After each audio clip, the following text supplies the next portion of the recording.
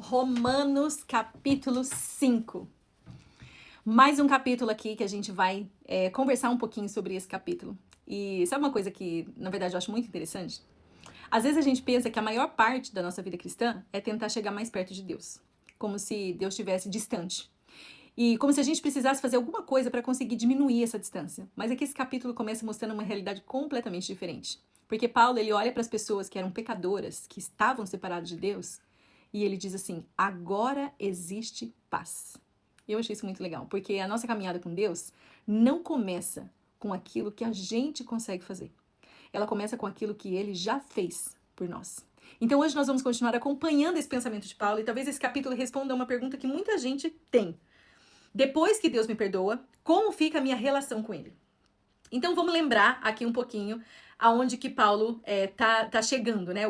Acompanhar aqui o pensamento dele. Em Romanos 1, ele mostrou que a humanidade se afastou do Criador. 2, ele mostra que a religiosidade não resolve o problema do pecado. E em 3, ele revela a grande necessidade de Deus, né? Que todos então pecam, mas Deus oferece uma justificação pela graça através de Jesus. Em Romanos 4, ele nos mostra que isso não era novidade e até Abraão foi justificado pela fé. E agora ele começa a mostrar as consequências dessa justificação. Se Deus nos declarou justos por meio de Jesus, o que isso muda na minha vida? Então Paulo começa com uma palavra muito forte. Tendo sido, pois, justificados pela fé, nós temos paz com Deus por meio do nosso Senhor Jesus Cristo. Olha só uma coisa, Paulo ele não está dizendo talvez tenhamos paz. Esperamos um dia ter paz. Ele diz, nós temos paz. Isso significa que algo mudou. O problema que separava o ser humano de Deus foi resolvido já, através de Jesus. E aqui tem um detalhe, porque quando Paulo fala da paz com Deus, ele não está falando apenas de uma sensação emocional. Não é só você sentir uma tranquilidade interior, ou uma mudança, sabe, no seu emocional. É uma mudança de relacionamento. Antes tem uma separação que, na verdade, ela foi causada pelo pecado e agora, por causa de Jesus, tem essa reconciliação.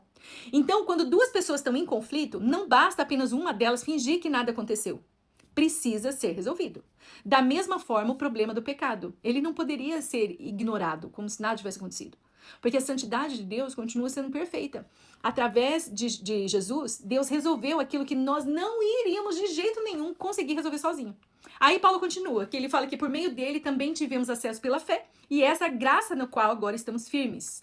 Então antes a pessoa estava tentando encontrar um caminho até Deus, e agora ele fala que nós permanecemos na graça. Então a graça não é só a porta de entrada da vida cristã, ela é o lugar para continuar vivendo. É algo ali constante.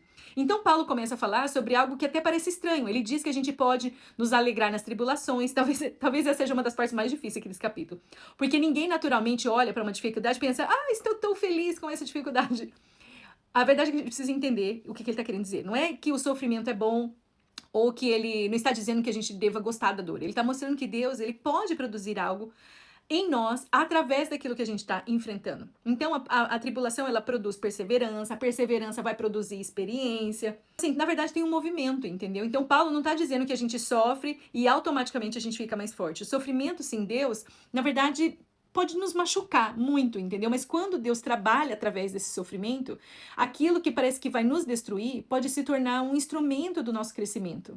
E aí, então, Paulo fala sobre esperança, que não é uma esperança ali fraca, mas ele diz que a esperança é uma esperança que, na verdade, não vai nos decepcionar. Porque ela está baseada no amor de Deus e não na nossa capacidade de permanecer forte. E aí depois ele diz que Deus prova o seu amor conosco pelo fato de Jesus ter morrido por nós, quando, na verdade, nós ainda éramos pecadores. E aqui tem um detalhe muito importante. Porque a cruz, ela não aconteceu porque nós já éramos bons. Né? E bom o suficiente até para receber esse amor. A cruz acontece exatamente quando a gente ainda era pecador. Meninas, vou terminar esse Romanos capítulo 5. E, nossa, como tem dado problema esses vídeos, vocês não têm ideia. Mas a gente não pode parar, né? A gente tem que continuar perseverando.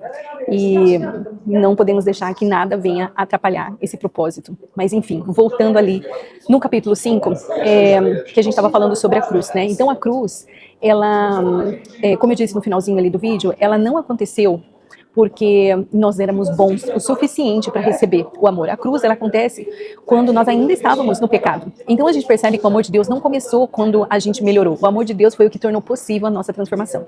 E Paulo começa uma comparação enorme ali, ele compara Adão com Jesus. E aqui Paulo está mostrando que existem, na verdade, duas histórias. E essas histórias da humanidade. E a história que começa em Adão, lá em Gênesis, e a nova história que começa em Jesus. Então, por meio de Adão, o pecado entra no mundo. E a morte passa a fazer parte da nossa experiência humana. Mas por meio de Jesus, vem uma nova realidade. Onde Adão, na verdade, ele trouxe o pecado e a condenação, Jesus, ele traz a graça. E aonde Adão trouxe a morte, Jesus traz a vida. E aqui tem um detalhe importante, porque Paulo, ele não está dizendo que Jesus ele vai consertar algumas coisas na nossa vida, mas ele quer dizer que Cristo, na verdade, ele inaugura uma nova humanidade, uma nova criação. Então, tem muitos estudiosos que dizem até que Jesus é o novo Adão, porque Adão, como o primeiro homem, ele falhou. E aí nós precisávamos, então, de uma nova história. E aí Paulo chega com uma frase que é bem conhecida, que é onde abundou o pecado, ou seja, transbordou, né? Superabundou a graça. Então, transbordou muito mais, na verdade, a graça de Deus sobre as nossas vidas.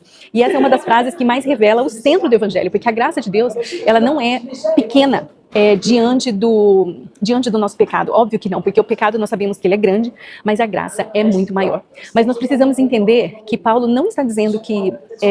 então, será que a gente precisa pecar mais para receber mais graça? E isso, na verdade, ele vai responder...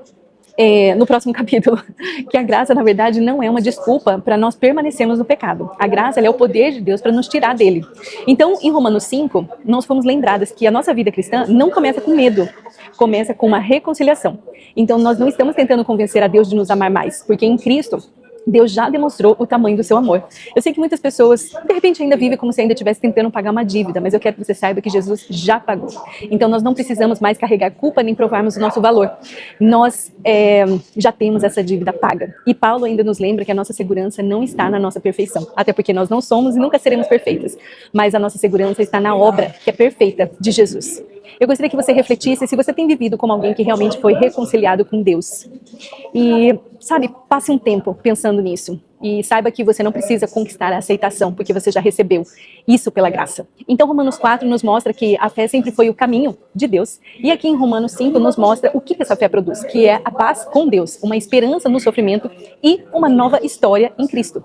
E Paulo, eu sei que ele precisa responder ainda algumas perguntas que as pessoas possam se fazer.